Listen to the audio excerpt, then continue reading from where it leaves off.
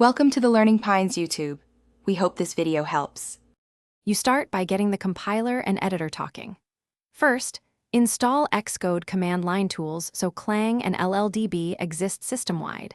This gives you a native compiler and debugger.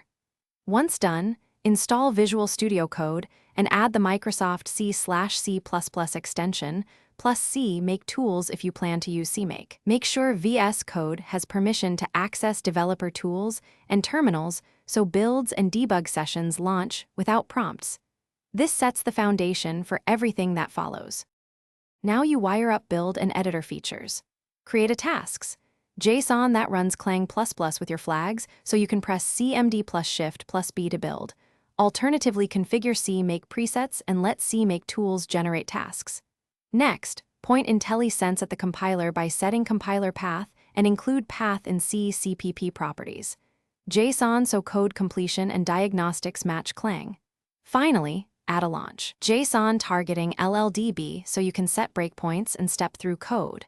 Once configured, run and debug directly from VS Code.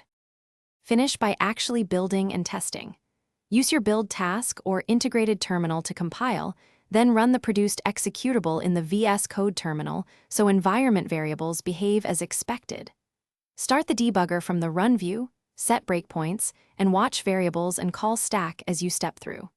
If something goes wrong, first verify the compiler path and path pick the correct Clang. Make sure code signing or permission prompts aren't blocking LLDB. If persistent, temporarily disable other C++ extensions and retry. This often resolves tool conflicts. Thanks for watching. Consider subscribing if we helped you.